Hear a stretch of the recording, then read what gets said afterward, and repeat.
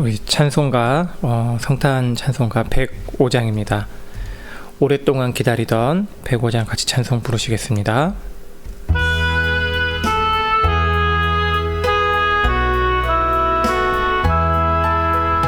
오랫동안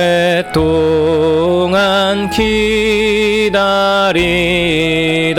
주님 강림하셔서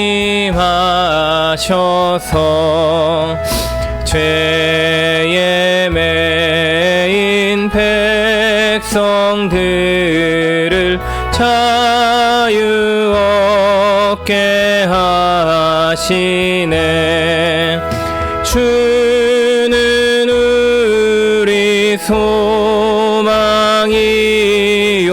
힘과 위로 되시니 오래 기다리던 백성 많은 복을 받겠네.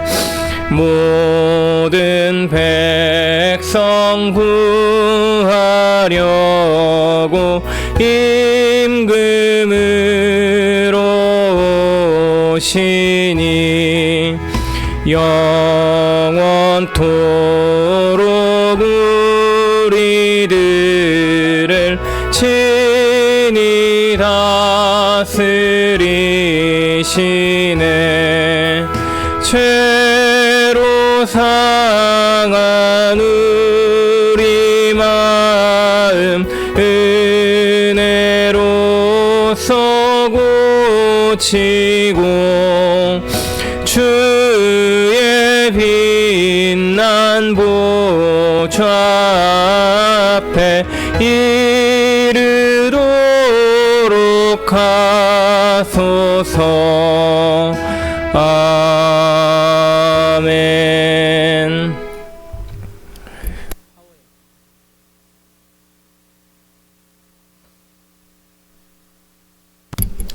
네, 455장 주님의 마음을 본받는 자 찬송 부르시겠습니다.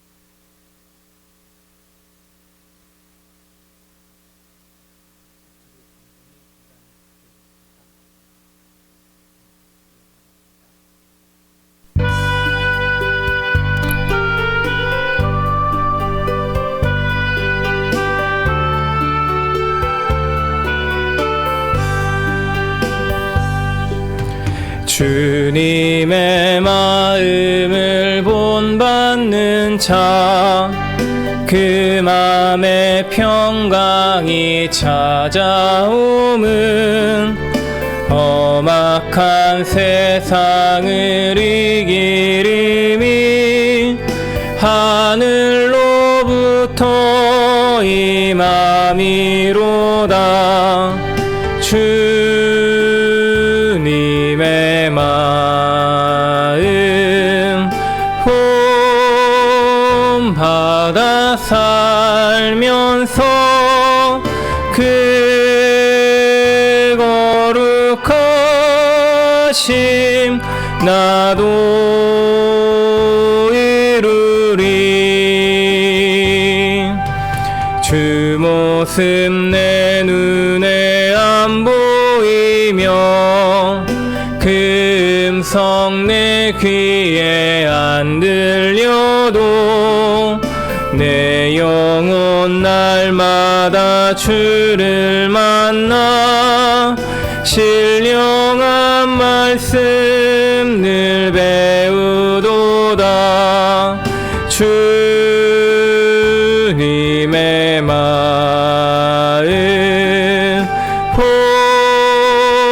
본받아 살면서 그 거룩하심 나도 이루리. 가는 길 거칠고 험하여도 내 맘에 불평이 없어짐은 십자가 고난을 이겨내신 주님의 마음 본받음이라.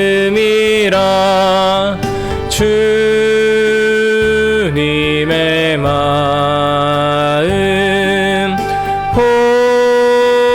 본받아 살면서 그 거룩하심 나도 이루리. 주 예수 세상에 다시 오실 그날의 무성도 변화하여 주님의 빛나는 그 형상을 다 함께 보며 주 찬양하리. 주님의 마음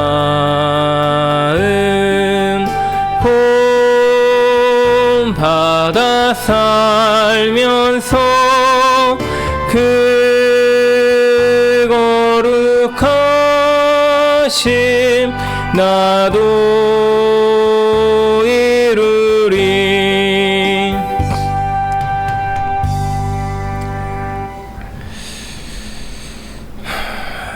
네, 다 같이 사도신경으로 신앙 고백 드리시겠습니다. 전능하사 천지를 만드신 하나님 아버지를 내가 믿사오며 그 외아들 우리 주 예수 그리스도를 믿사오니 이는 성령으로 잉태하사 동정녀 마리아에게 나시고 본디오 빌라도에게 고난을 받으사 십자가에 못 박혀 죽으시고 장사한 지 사흘 만에 죽은 자 가운데서 다시 살아나시며 하늘에 오르사 전능하신 하나님 우편에 앉아 계시다가 저리로서 산자와 죽은 자를 심판하러 오시리라. 성령을 믿사오며 거룩한 공예와 성도가 서로 교통하는 것과 죄를 사하여 주시는 것과 몸이 다시 사는 것과 영원히 사는 것을 믿사옵나이다. 아멘.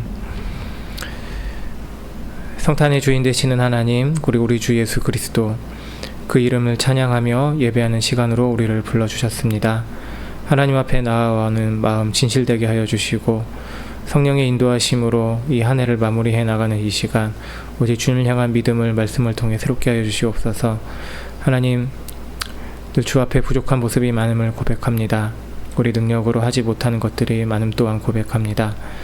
하나님, 우리 연약한 손을 붙드사 일으켜 주시고 우리 주사랑교회가 주의 도우심 아래 은혜 가운데에 계속해서 주의 일을 해나가도록 새롭게 하여 주시옵소서. 말씀으로 위로부터 오는 힘을 덧입게 하여 주시옵고 믿음 안에 굳건해지도록 성령님 우리를 도와주시옵소서. 예수 그리스도의 이름으로 기도드립니다. 아멘. 네, 우리 주님 오심을 좀 기대하시는 마음 104장 고소서서 임마누엘 104장 찬송 부르시겠습니다.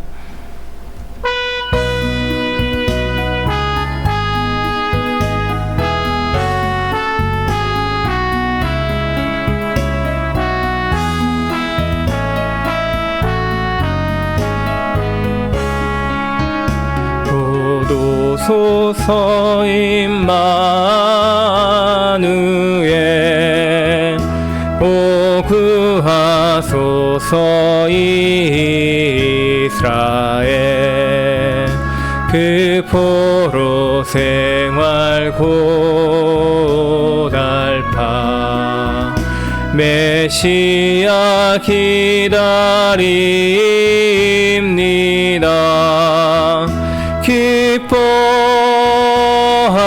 기뻐하라 이스라엘 곧 오시리 오 임마누엘 곧 오소서 지혜의 주 온 만물 질서 주시고 참 진리의 길 보이사 갈 길을 인도하소서. 기뻐하라 이스라엘 고도시리오 임마누엘 고도소서 소망의 주 만백성 한마음이 이루어 시기와 분쟁 없애고 참 평화 채워주소서. 기뻐하라 이스라엘 고도시리오 임마누엘. 아멘. 방송을 이게 꺼졌어. 네, 알고 있습니다. 여기 연결하려고 연락이 와가지고 방송을 해야 될 것 같아.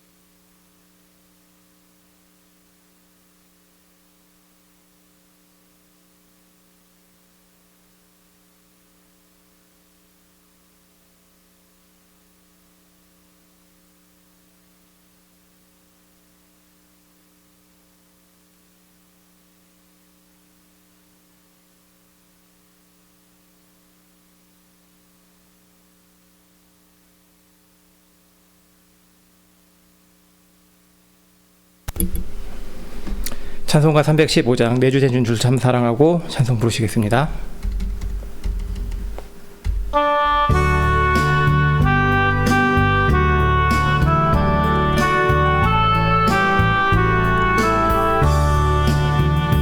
내 주 되신 주를 참 사랑하고 꼭 그에게 죄를 다고 합니다. 그 은혜를 주신 내 예수시니 이 전보다 더욱 사랑합니다. 주 날 사랑하사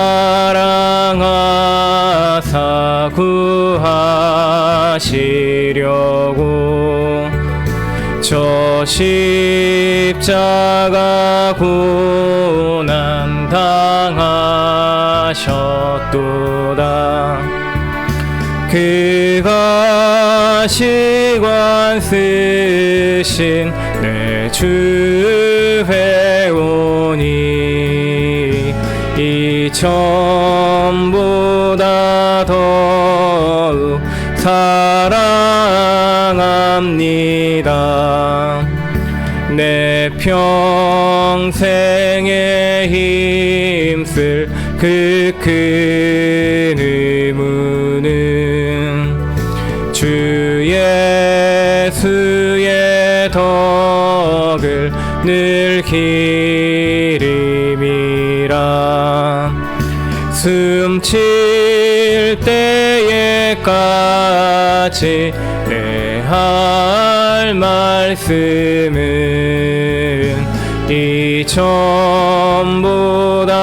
더욱 사랑합니다. 그 영광의 나라 나 들어가서 그 풍성한 은혜 늘 감사하리. 금면류관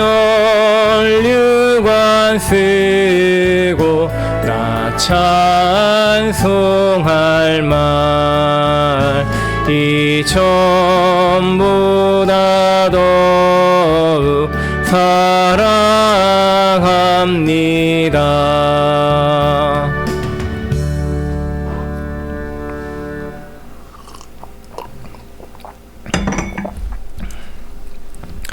네, 하나님의 말씀 야고보서 5장 7절에서 20절 말씀 보겠습니다.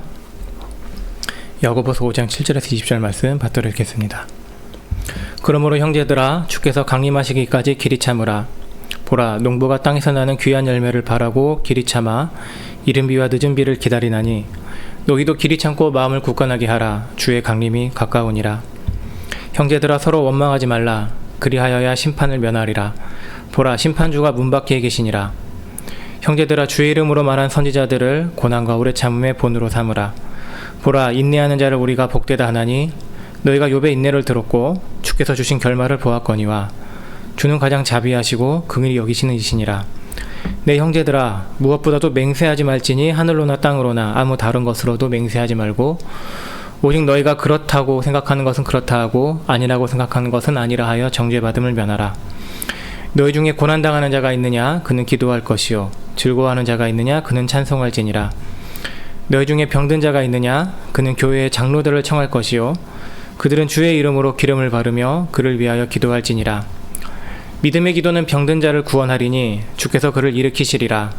혹시 죄를 범하였을지라도 사하심을 받으리라.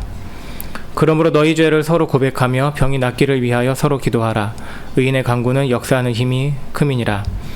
엘리야는 우리와 성정이 같은 사람이로되 그가 비가 오지 않기를 간절히 기도한즉 3년 6개월 동안 땅에 비가 오지 아니하고 다시 기도하니 하늘이 비를 주고 땅이 열매를 맺었느니라. 내 형제들아 너희 중에 미혹되어 진리를 떠난 자를 누가 돌아서게 하면 너희가 알 것은 죄인을 미혹된 길에서 돌아서게 하는 자가 그의 영혼을 사망에서 구원할 것이며 허다한 죄를 덮을 것임이라. 아멘. 네, 주님 오심을 기다리라는 제목으로 야고보서 마지막 부분 함께 살펴보고자 합니다.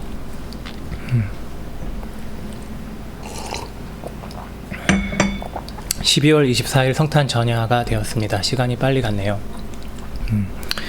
내일 이제 성탄절 12월 25일 예배 오전 11시 우리 함께 모여 예배하는데 사실 성탄을 오기 전까지 교회도 교회력으로 절기 하나가 있습니다.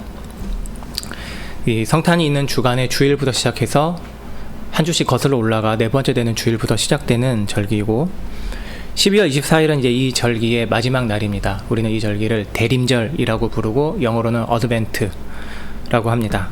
이 대림절도 그렇고 영어의 어드벤트도 같은 뜻을 갖고 있는데 오심을 기다리다 라는 뜻입니다. 우리 대림절이라는 이 기간, 성탄을 준비하는 이 기간은 예수 그리스도의 오심을 우리가 준비하고 맞이하는 준비를 하는 시간이고, 그런데 예수님은 사실 우리에게 이미 오셨죠. 그러면은 대림절의 의미가 과연 우리에게 무엇일까?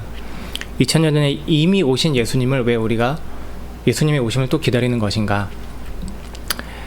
재림의 의미가 여기에 같이 있습니다. 예수님의 오심이 2000년 전에 이미 있지만 우리는 그 기다림을 다시 오실 예수님을 향한 기다림으로 연결시켜 생각을 합니다. 그리고 이 교회력으로도 대림절은 한 해가 시작되는 시기입니다. 교회 달력에서의 한 해가 시작되는 시기입니다. 우리 일반적으로 사용하는 달력은 한 해의 끝이지만 대림절 때에 우리는 신앙의 새로운 한 해를 시작을 하게 됩니다. 그러니까 끝과 시작이 교차하는 지점에 우리가 있죠. 이미 우리에게 오신 예수님을 생각하면서 약속대로 다시 오실 예수님을, 그리고 그분이 열어주실 이제 새로운 날을 우리는 기대를 합니다. 그래서 이 다시 오실 주님에 관한 말씀으로 야고보서의 마지막 부분이 이렇게 시작이 됩니다. 그러므로 형제들아, 주께서 강림하시기까지 길이 참으라. 보라, 농부가 땅에서 나는 귀한 열매를 바라고 길이 참아 이른 비와 늦은 비를 기다리나니 너희도 길이 참고 마음을 굳건하게 하라. 주의 강림이 가까우니라. 네.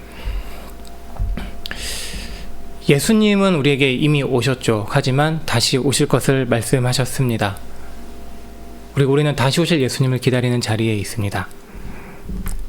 근데 언제 오실지는 예수님도 모르셨습니다. 알지 않으셨습니다. 그것은 하나님께 있는 것이다. 그런데 성경을 보면 반복해서 다들 똑같이 얘기를 합니다. 주님의 강림이, 주님의 다시 오심이 가까웠다. 가깝다. 곧 오실 것이다. 무슨 의미냐? 우리는 예수님의 오심을 우리 눈앞에 있는 것으로 생각하고 살아야 된다는 거죠. 굉장히 강한 권면입니다. 주님이 지금 당장 하늘문을 여시고 오실 것이다. 오실 수도 있다. 우리는 그때와 시를 알지 못하지만 우리는 주님이 바로 다시 오실 것처럼 신앙을 지키고 살아가야 되고, 그래서 야고보서도 우리에게 마지막 부분을 이 주님의 재림으로 말을 합니다. 주님이 곧 다시 오실 것이다. 가까이 왔다. 그리고 주시는 권면이 길이 참으라, 인내하라입니다.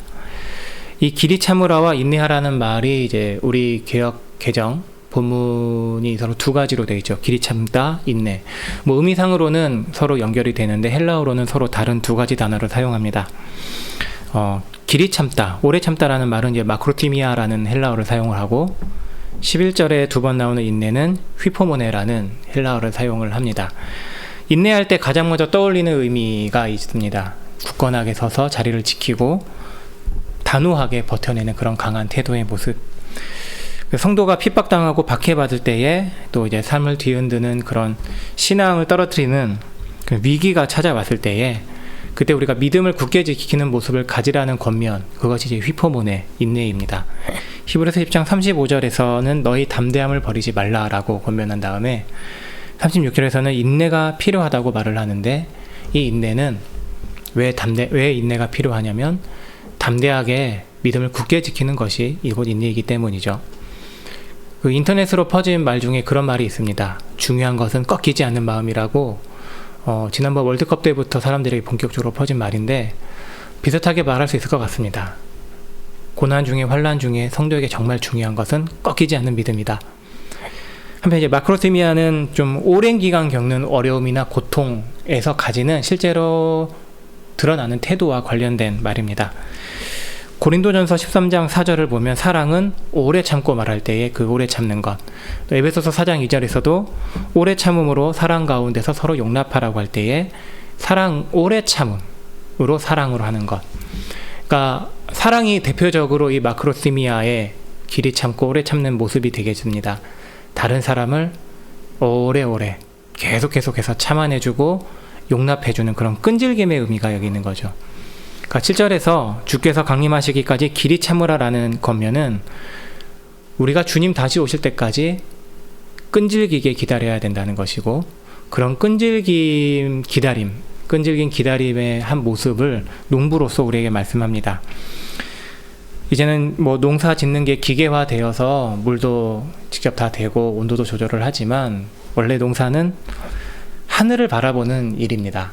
그렇죠? 밭도 메고 김도 메고 잡초도 뽑고 하지만 정말 자라게 하는 비가 와야 되고 해가 나야 되고, 근데 그것은 사람이 할 수 있는 일이 아닌 거잖아요. 그래서 이른 비 늦은 비, 팔레스타인 지역의 정서에서는 이른 비 늦은 비, 그것을 기다려야 했습니다. 그러니까 야고보서를 받는 성도들은 그런 농부의 마음으로 이른 비와 늦은 비를 기다리듯이 주님의 강림하심을 길이 끈질기게 기다려야 합니다. 왜냐하면 그들이 고난 가운데 있기 때문입니다. 이 고난이 성도들의 믿음을 흔들어 놓고 결국 이제 영원한 생명에서 구원에서 떨어지게 할 수 있기 때문에. 그리스도인들은 늘 그렇습니다. 신앙이 또 생활이, 그러니까 특별히 이 당시 1세기 그리스도인들은 정말 말 그대로 죽음이 코앞에 있는 그런 삶을 살았습니다.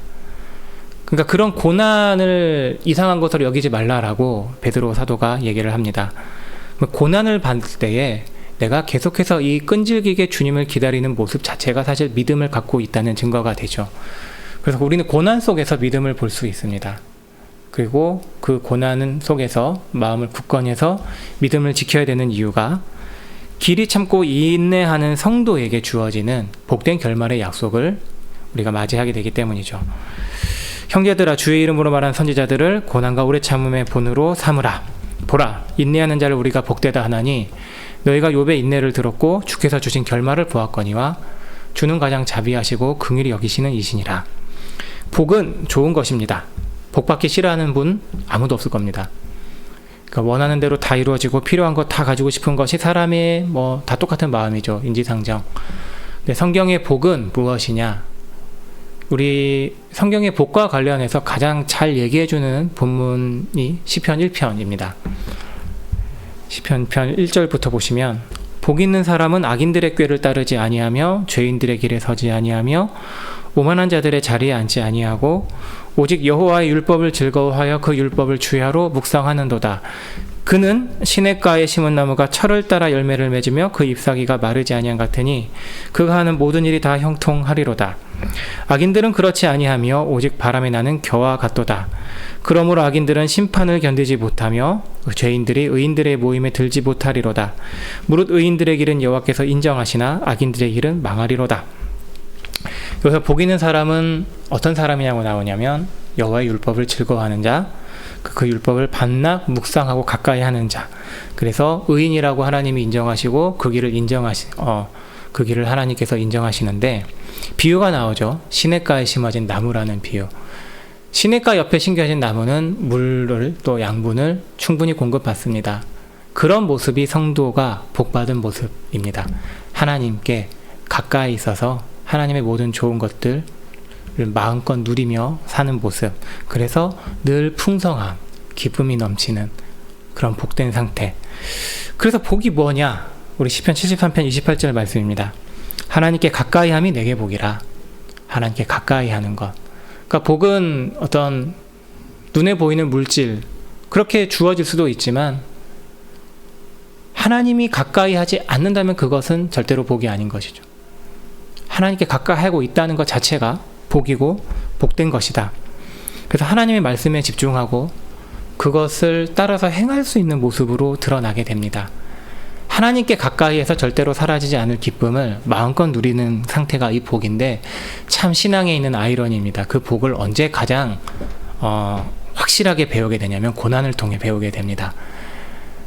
내가 이 복을 어떻게 내 스스로 할지 못한다는 것, 내 인생, 내 생각대로 절대 움직여지지 않는다는 것. 그래서 내가 너무 무력하고 두 손 둘 발 다 둘 수밖에 없어서 내가 하나님께만 나아가지 않고서는 이 인생 아무것도 아니구나라는 걸 깨닫게 되는 거죠. 고난을 통해서 하나님께 가까이 나가고, 그래서 고난을 통해 복을 배우게 됩니다. 그런 모델들을 얘기를 합니다. 대표적으로 이제 선지자를 얘기합니다. 주의 이름으로 말하던 선지자들은 그렇게 말했죠. 여호와의 말씀이니라, 여호와께서 이렇게 말씀하시니라. 자기 말이 아니라 하나님의 말을 대신 전했습니다. 대표적인 사람 중에 이제 예레미야를 들 수 있겠습니다. 예레미야는 별명이 있죠. 눈물의 선지자. 하나님의 백성 유대 민족을 위해 많이 울기도 했지만 유대 민족 때문에 정말 많은 눈물을 흘려야 됐던 사람입니다. 선지자로 부름 받고서 멋있게 사역을 한 게 아니라 쉴 새 없이 거부당하는 것이 사실 예레미야의 사역이었습니다. 하나님의 말씀으로 전하면 모두 다 저것은 거짓 선지자다 라고 다 예레미야를 핍박을 했습니다.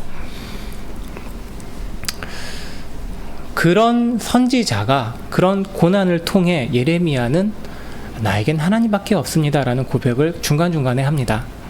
그리고 또 한 사람, 이제 야고보서에서 말하는 또 한 사람이 욥이 있습니다. 욥기를 나누면서도 이 야고보서 5장 11절 말씀을 자주 보았었는데, 욥은 인내하는 사람이다. 근데 욥의 인내는 사실 점잖지가 않습니다. 이걸 인내라고 말할 수 있나? 하나님께 목소리를 높이고 대들었습니다. 뭐 좀 과격하게 표현하면은 하나님께 주먹을 막 쥐고 휘두르는 그런 모습이 그려지는데, 왜 그랬냐? 이게 욥이 이게 신앙인의 모습이냐라고 할 수 있지만, 사실은 거기서 욥의 실제 신앙이 드러난 거죠. 나는 하나님을 절대로 버리지 못하겠는 사람인데 하나님이 나를 버리시는 건 말이 안 되지 않습니다. 말이 되지 않습니다. 그렇게 하나님께 요구하는 사람이었습니다. 차라리 하나님을 욕하고 죽으시오, 욥의 아내가 얘기를 했었죠. 뭐 이게 불신앙의 표현인지 너무 속상해서 정말 바람에 날아갈 그런 아무 의미 없는 말을 던진 건지는 모르겠지만, 욥은 끝까지 하나님 붙드는 걸 포기하지 않았습니다. 그 모습이 과격했지만, 그리고 정말로 욥에게 하나님이 나타나 주셨습니다. 욥에게 주신 결말을 생각하면은 욥기 42장 마지막 부분에 재물이 다 재산이 회복되고 자녀를 하나님이 다 주신 것을 생각하는데, 사실 욥에게 정말 중요했던 것은 하나님이 나타나 주신 거죠. 그래서 막 이게 질문 공세를 하셨잖아요. 욥이 한마디도 대답을 못했습니다. 그 일 이후에 하나님께서 욥에게 새 친구로에게 욥을 두고 하신 말씀, 욥은 의로운 자야, 너희들이 잘못했어, 인정을 해주셨죠. 욥에게 주신 하나님의 결말입니다. 나는 하나님이 말씀하죠. 나는 욥의 편이야. 욥과 함께하는 것은, 그러니까 하나님이 욥과 함께한다라고 직접 말씀해 주신 결말. 주님이 다시 오셔서 무슨 일을 하시냐면 그 일을 하시는 거죠. 심판대 앞에서 그리스도인도 심판을 다 받습니다. 죄가 다 드러납니다. 너의 잘못이 무엇이 있었다, 낱낱이 다 드러날 것인데, 그럼에도 불구하고 예수님께서 하실 말씀은, 너는 예수 그리스도를 믿었기 때문에 멸망이 아니라 영생으로 들어간다. 예수 이름 때문에 너는 의로운 자다라고 인정하시는 거죠. 우리는 그 결말을 바라보는 자들입니다. 우리로 완전함을 얻게 하는 그 마지막 날을 바라보고, 그 하나님이 말씀하시고 약속하신 복된 결말을 실제로 붙들고 우리는 지금을 살아가는 자들입니다. 이런 우리에게 야고보서가 주는 복된 결말을 위한 인내와 연결된 몇 가지 실천 사항들이 있습니다. 우선 9절입니다. 형제들아, 서로 원망하지 말라. 그리하여야 심판을 면하리라. 보라, 심판주가 문 밖에 서 계시니라. 네, 고난이 길어지면 우리는 그렇게 됩니다. 원망하게 됩니다. 마음속에 쓴뿌리가 나고, 이 답이 안 되는 문제에 대해서 어떻게든 답을 찾고 싶잖아요. 그래서 누가 잘못했는지를 따지고 싶어 하게 됩니다. 뭐 정말로 잘못이 있어서 어려운 일이 닥치고 그러면 처음에는 참다가도 결국 너 때문에 이렇게 됐잖아 라고 누군가는 원망을 하고 싶은 게 우리 마음입니다. 근데 원망을 왜 하냐면 속상한 마음을 달래고 싶기 때문입니다. 이게 원망을 한다고 해서 이 일이 없던 일이 되지도 않는 걸 잘 알지만, 그거라도 안 하면 내 마음이 너무 답답하기 때문에. 하지만 그렇다고 그것이 도움이 되지는 않습니다. 없던 일을, 이미 저질러진 일을 없던 일로 만들지도 못하거니와, 원망이 우리에게서 하나님이 하신 일을 가리게 합니다. 책임 소재를 돌릴 누군가를 찾다 보면 그 눈은 하나님을 보지 못하게 되고, 그것은 사실 결국 믿음 없음으로 빠지게 될 수 있게 되는 거죠. 그 믿음은 우리에게 계속해서 하나님을 보라고 계속해서 이끌어 갑니다. 그래서 우리가 어떤 하나님을 보아야 되느냐, 로마서 8장 28절에서 말씀하신 하나님이죠. 곧 그의 뜻대로 부르심을 입은 자들에게는 모든 것이 합력하여 선을 이루시는 하나님, 하나님을 사랑하는 자, 하나님에게서 시선을 떼지 않고 하나님께 모든 것을 맡겨드리는 자, 그들은 하나님이 원하셔서 부른 자들입니다. 그들에게 모든 것을 합력해서 선을 이루시는 하나님을 너희가 봐라. 근데 원망은 거기서 시선을 돌립니다. 사람의 잘못, 누군가의 책임 소재로 시선을 돌립니다. 그러면 우리는 하나님이 하시는 일을 보지 못하는 거죠. 하나님을 보지 못하는 거죠. 하나님께서 무슨 선을 이루시느냐, 고난을 통해서 만들고자 하시는 모습은 택하신 자들이 아들의 형상을 본받는 것이다. 예수님을 생각해 봐야 합니다. 고난을 받으셨죠. 근데 그 고난에서 원망과 비난을 하지 않고 오히려 고난을 통해 순종함을 배우셨다, 히브리서에서 말씀합니다.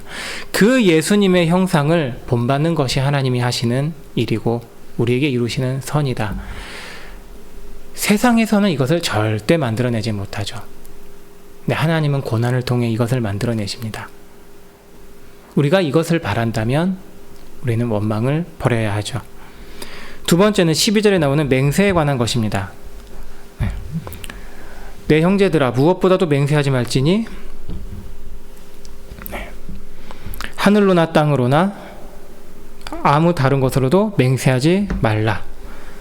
오직 너희가 그렇다고 생각하는 것은 그렇다 하고 아니라고 생각하는 것은 아니라 하여 정죄받음을 면하라. 네, 이 말씀은 예수님께서 맹세에 관해 하신 가르침과 거의 똑같습니다. 마태복음 5장 33절 이하에서 제자들에게 맹세에 관해 가르치시는 말씀이 있는데 그 가르침의 의도는 이겁니다. 너의 말이 진실하다는 것을 입증하려고 하나님 끌어들이지 마라. 맞는 건 맞다고 얘기하는 걸로 충분하다. 아닌 건 아니라고 말하는 걸로 충분하다. 근데 그러려면 그만큼 너희 자신이 진실해야 된다. 마태복음 5장 37절에 보면 이렇게 말씀하죠. 오직 너희 말은 옳다 옳다 아니라 아니라 하라. 이에서 지난 것은 악으로부터 나느니라. 너 스스로가 너 하는 말에 대해서 인정받을 수 있을 만큼 정직하면 그걸로 충분하다.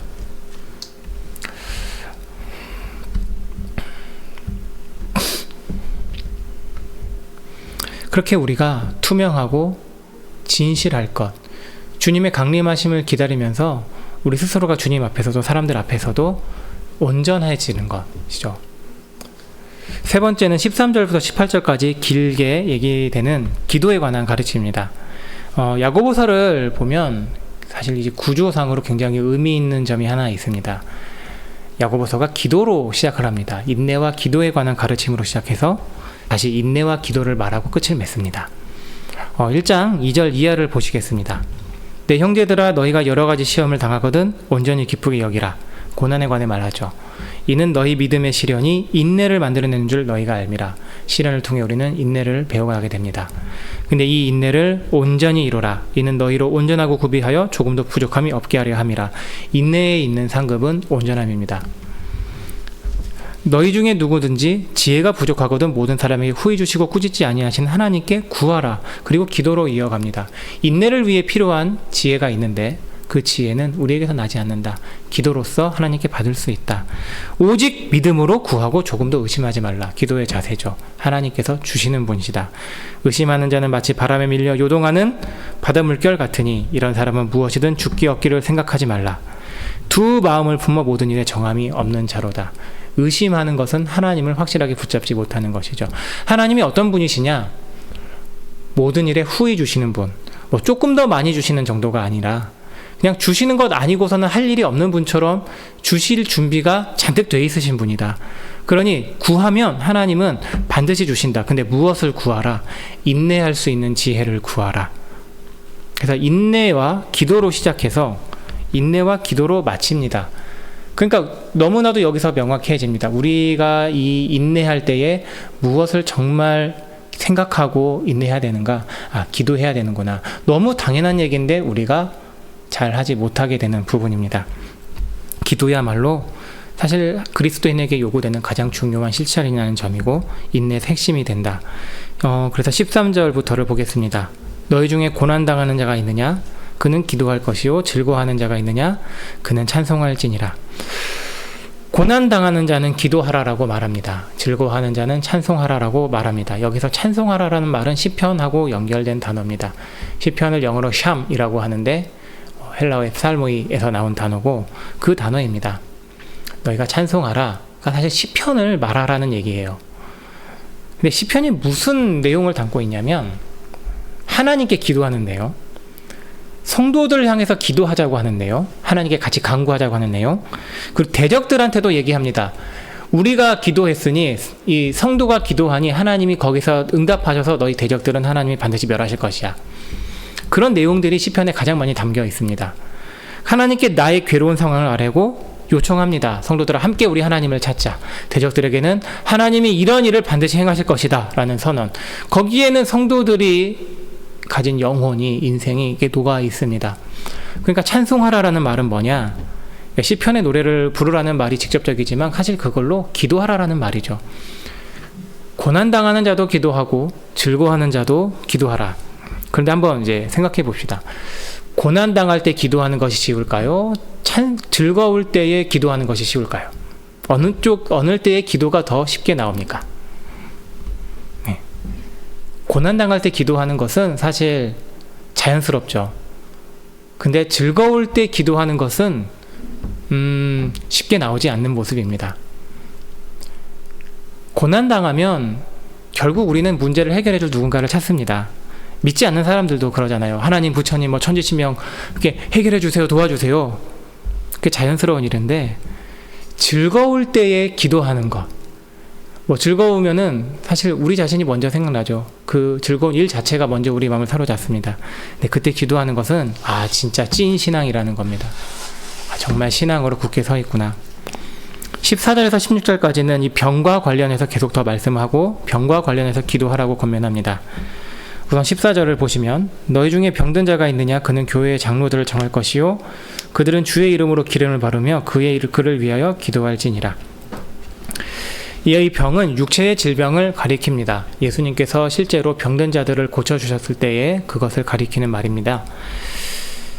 그래서 지금은 우리는 병들면 그 질병에 맞는 과를 찾아가서 이제 진료를 받고 치유를 하는데 이 당시는 기름을 바르는 것이 일종의 그런 치료를 위한 일이었습니다.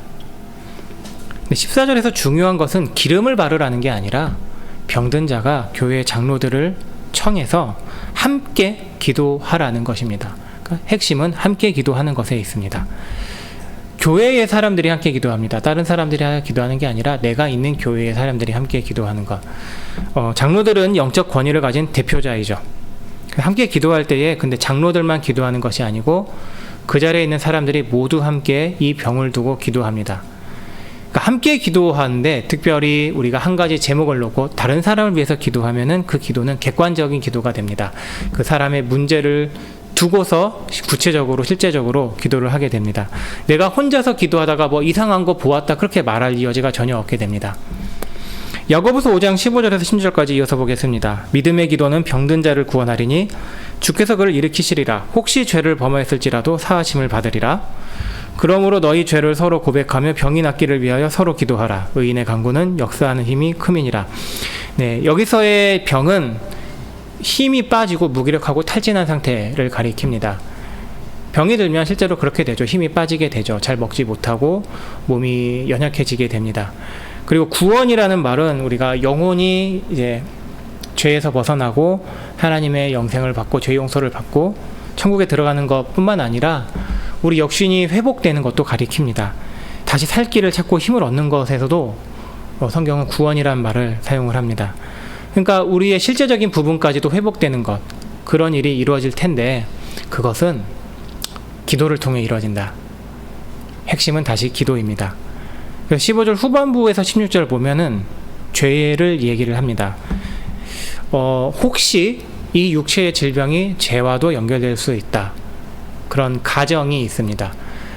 반드시 죄 때문은 아니지만 죄로 인해서 병이 생길 수도 있다는 것. 그래서 이 회복은 기도해서 우리에게 이루어지는 회복은 육체에만의 회복이 아니라 우리 영혼까지도 함께 회복을 위한 것.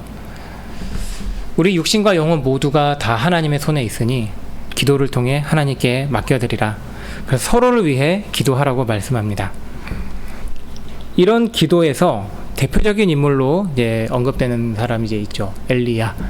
능력의 사람 엘리야. 야고보서 5장 17절에서 18절 말씀입니다. 엘리야는 우리와 성경이 같은 사람이로되 그가 비가 오지 않기를 간절히 기도한즉 3년 6개월 동안 땅에 비가 오지 아니하고 다시 기도하니 하늘이 비를 주고 땅이 열매를 맺었느니라. 대단한 능력을 행한 선지자입니다. 엘리야가 말하니까 비가 오지 않았고 다시 말하니까 비가 왔는데 하나님께서 하신 일이죠. 엘리야를 통해서 하신 일. 엘리야는 우리와 성경이 같다라는 말, 이거는 본성이 같다는 뜻입니다. 엘리야나 우리나 똑같다. 다른 거 전혀 없다. 그 열왕기상 19장을 보면 엘리야의 가장 밑바닥이 보입니다. 갈멜산에서 엄청난 승리를 거둬놓고서 이세벨이 내가 이 엘리야를 잡아 죽여야겠다는 그 한마디 때문에 잔뜩 겁을 먹고 두려워해서 도망쳐버리는 모습입니다. 우리도 그렇습니다. 큰일이 닥치면 이거 어떡하지라고 벌벌 떨게 되죠. 근데 엘리야가 이런 우리와 똑같은 본성을 가졌을지라도 엘리야는 간절히 기도했다. 간절히 기도하는 것에 하나님이 응답하셨다. 그래서 그 기도, 엘리야의 능력은 어디에 있냐면 엘리야 자신이 아니라 그 기도에 하나님께서 응답하신 것에 있다. 다시 핵심은 기도입니다. 근데 우리는 이런 엘리야처럼 기도를 통해 하나님의 일하심을 경험할 수 있다는 거죠. 서로를 위해 함께 기도할 때에 하나님은 의인의 기도에 역사하는 능력을 베풀어 주십니다. 19절과 20절 오늘 본문의 마지막 권면입니다. 내 형제들아 너희 중에 미혹되어 진리를 떠난 자를 누가 돌아서게 하면 너희가 알 것은 죄인을 미혹된 길에서 돌아서게 하는 자가 그의 영혼을 사망에서 구원할 것이며 허다한 죄를 덮을 것임이라. 교회에서 제일 마음 아픈 일은 함께 신앙을 가졌다가 탈선한 사람이 생기는 것입니다. 그런 사람들을 다시 하나님께 돌아오게 하는 일을 우리에게 명합니다. 정말 어려운 일이고 과연 우리 때에 그 일이 일어날 것인가? 사실 답이 보이지 않는 일이지만 성경 우리에게 말씀합니다. 미혹된 길에서 떠난 자를, 미혹된 길로 떨어져 버린 자를 다시 돌아오게 해라. 신앙을 버리는 자가 신앙을 등지고 사는 것은 사실 자기가 멸망받을 자임을 드러내는 것이긴 하지만 그것은 우리가 판단할 일이 아니라는 것이죠. 우리는 예수님께서 하신 것을 따라서 하면 됩니다. 그릇된 길로 간 자들을 다시 돌아오게 하는 것, 그런 예수님의 마음을 가지고 관심을 보여야 하는데 여기서 포인트는 진리에 있습니다. 그냥 교회로 데려오는 것, 그 이상의 것, 사실 굉장히 어려운 일이 됩니다. 진리에서 떠난 자를 다시 진리로 돌아오게 하는 것. 근데 이것을 야고보서의 관점에서 좀 보면은 야고보서는 진리를 그냥 지식으로 말하지 않죠. 실천으로 연결시켜서 실천으로 입증되는 진리를 말합니다. 그러니까 미혹을 받아서 진리에서 떠난 자는 그 실천이 완전히 무너져 버린 사람입니다. 그런 사람들에게 진리를 말하고 진리를 따라 살도록 너희가 권면해야 된다. 그런 명령이 됩니다. 이에 관해서 유다서 1장 23절에 이렇게 말씀합니다. 어떤 자를 불에서 끌어내어 구원하라. 또 어떤 자를 그 육체로 더럽힌 옷까지도 미워하되 두려움으로 긍휼히 여기라. 불, 멸망의 이미지죠. 지옥불에 떨어진 자들도 너희가 건져내서 열심히 주께로 돌이켜야 된다. 그래서 육체로 더럽힌 옷, 그 사람의 더러워진 행실, 삶, 모습들, 그것은 미워해야 되는데, 죄는 분명히 미워해야 되는데 거기에 대해서 너희가 두려움을 가지고 그 영혼을 긍휼히 여겨야 된다. 우리가 정말 하기 힘든 실천인 것 같습니다. 뭐라고 말해야 되지? 이 사람 말하면은 과연 돌아올 것인가? 근데 거기에 대해서 우리는 그냥 순종할 뿐이라는 것. 우리 사는 이 세상이 참으로 혼탁하고 어지럽습니다. 깨끗하게 신앙 지키며 사는 것은 늘 도전을 받습니다. 근데 그런 우리의 사정을 봐주지 않습니다. 야고보서는 단호하게 말씀합니다. 너는 하나님과 예수 그리스도의 종으로서 하나님께 속한 하나님의 백성이니 그에 합당한 온전함을 지켜야 된다. 여기서 1절 양보는 없다. 근데 거기서 겉으로 보이는 행위로만 하는 것이 아니라 늘 우리의 마음을 살펴보게 하죠. 냉철하게 찔릅니다. 내가 두 마음 가지진 않았는가. 그러니까 우리의 마음을 늘 다룹니다. 내 속에 더러운 것이 차 있어서 그것을 내 입술로 합당하지 않게 막 토해내고 있지는 않는가. 우리의 마음을 늘 야고보서는 다루고 마음이 일치되는 실천, 그것을 우리에게 가르치고 인내와 기도를 말하는 걸로 시작해서 그걸로 우리에게 끝을 맺었습니다. 이것이 이 어지러진 세대를 살아가는 원리이다. 주님의 강림이 가까이 있으니 너희가 복된 결말을 확신하고 붙잡고 인내하라. 주님의 강림이 가까운 것을 아는 자로 너희 마음을 굳건하게 지켜야 된다. 주님의 강림이 가까이 왔으니 너희가 서로 원망하지 않고 하나님이 하신 일들을 분명히 봐야 된다. 겉과 속이 투명하게 진실함을 지켜야 된다. 그리고 서로를 위해 기도하라. 진리에서 떠난 자들을 주께로 돌이키는 데에 너희가 힘쓰고 수고를 해라. 야고보서를 통해 하나님이 우리에게 주시는 막요운 세상 속에 있는 우리 교회가, 성도가 세상을 닮지 말아라. 주님과 같은 온전함과 성결함을 힘써 이루라는 명령입니다. 이것을 우리 힘으로 과연 할 수 있겠는가? 실천할 때마다 우리는 부딪히게 됩니다. 아, 나는 정말로 무능한 자구나. 그러나 우리 주님은 원하시는 것을 명령하시고 명령하신 것을 우리에게 행하시는 분입니다. 우리 안에 성령이 계십니다. 믿는 자 안에 성령께서 거하셔서 하시는 일은 이 말씀을 행하도록 힘을 주시고 이끄시고 빚어가시는 것이죠. 종말의 시대를 우리는 살아가고 있습니다. 야고보서 말씀에 순종해서 실천하는 것, 성령께서 우리에게 이루어주셔야 되는 일입니다. 하나님과 예수 그리스도의 종이라는 우리 그리스도인의 정체성을 성령께서 인도해 주시도록, 그렇게 합당한 변화를 이루어 주시도록 우리가 서로를 위해 기도하고, 그것을 두고 우리가 함께 정말 온몸의 근육을 사용해서 운동하듯이 실제로 실천해 나가는 그런 모습이 있어야 될 것입니다. 기도하시겠습니다. 우리에게 종말의 시대를 사는 우리에게 세상을 닮지 말고 하나님의 거룩한 백성으로서, 하나님의 이스라엘로서 구별된 삶을 살라고 명하시는 하나님, 야고보서의 말씀은 우리에게 실천의 여러 메시지들이 있지만 더 근본적으로 우리의 마음을 다루고 하나님과의 관계를 생각하게 하고 돌아보게 하면서 우리가 그에 합당한 실천으로 나가도록 이끌어 주시는 말씀임을 보았습니다. 이것을 행할 힘이 우리에게 없음을 자복합니다. 성령님, 우리를 도우시고 불쌍히 여겨주셔서 하나님의 능력으로 우리를 인도해 주시옵소서. 실천할 수 있게 해주시옵소서. 많은 교훈들이 있었습니다. 특별히 너무나도 하기 힘든 일들, 우리의 말을 제어하는 것, 인내하며 그 가운데 기도하는 것, 쉽게 무너졌던 것들 많이 있습니다. 우리 마음에 늘 더러운 것이 쌓일 때가 많습니다. 주여, 우리를 불쌍히 여겨 주시옵소서. 성령님, 우리가 하나님의 능력으로 하나님의 일을 행할 수 있기를 기도합니다.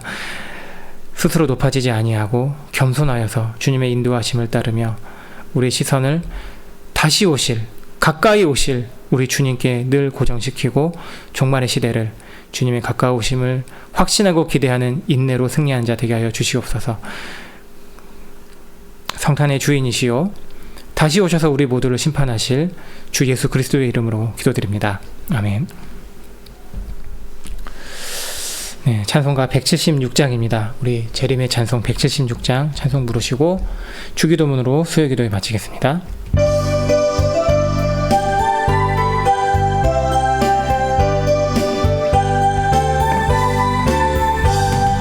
주 어느 때 다시 오실는지 아는 이가 없으니 등 밝히고 너는 깨어 있어 주를 반겨 맞으라.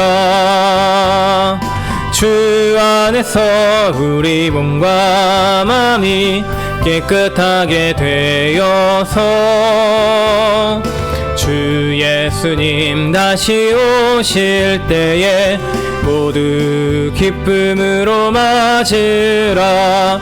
주 오늘에 다시 오신다면 부끄러움 없을까. 잘하였다 주님 칭찬하며 우리 맞아 주실까.